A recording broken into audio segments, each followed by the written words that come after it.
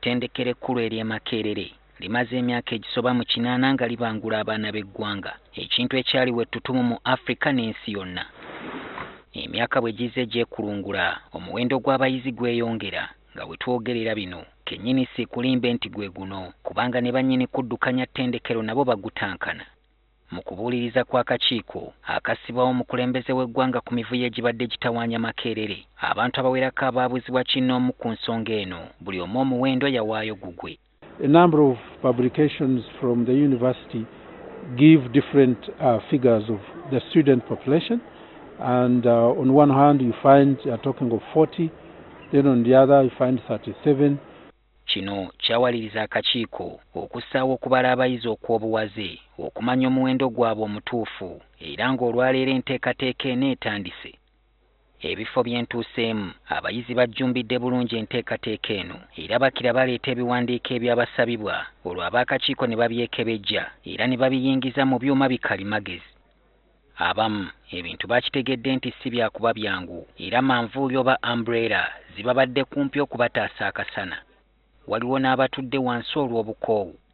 Poliisi yataddewo basajja baayo, era waliwo ababadde beeyita abayizi bejje mu nnyiriri. Ssentebe w'akakiiko kano Dr. Abel Rendeire atubuulidde nti kino kyakutwala ssabbiiti 3.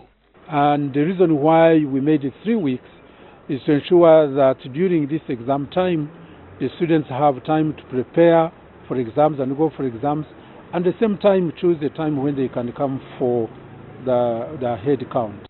Ono mumativu nti kyebaliko kyankizo nnyo mu kuyambako Makerere okutereera. When planning, it is also important to know the numbers, and the numbers are not just in terms of figures but also in terms of categories.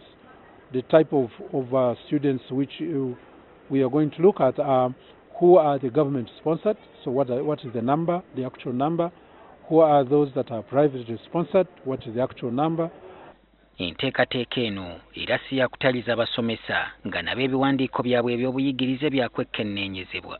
If you say you are a professor, definitely you should have the qualification, PhD.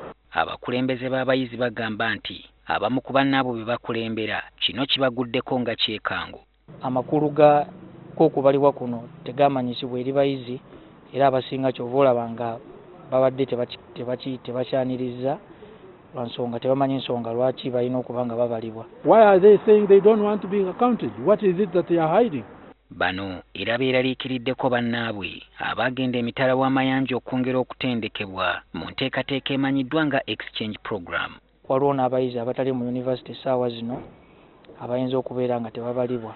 Okumala kumpi weeks 3 embeera bw'eti bwegenda okubeera okwetooloola wonna ettendekero lino erya Makerere, newankubadde waliwo abayizi bangi ababadde bagezaako okuwakanya enteekateeka eno, akakiiko kagamba nti si kaakussa mukono kubanga n'abayizi abataliwo mu ttendekero ku ddakiika eno nabo balina enteekateeka yaabwe. Or if they are on exchange in East Africa and they are not available these 3 weeks, if they can bring back the results and the documentation, no problem. Bangi ku bayizi bwe tuwayizzaamu enteekateeka eno bagiyise yakubamalira biseera. Ono University Registrar yabadde alina okuweereza bano visiting committee data yenna kati ffe tweteekateekera bibuuzo kati bali wano bali mutawaanya tubadde twagala soma kati batutawaanya butawaanya. I had lectures but then they brought in this program, so I have to be here. So this exercise will help us to know how many private students and how much do they pay to the university, and then we hold them accountable. Just tiresome. The exercise was fine, but it's time consuming. Kubanga naffe tukoowa okulwana n'abaana buli kaseera era ndi musanyufu nnyo. Omuyizi yenna anaalemererwa okweyambisa omukisa guno okwewandiisa wakuwanduukulwa mu bitabo bya yunivasite.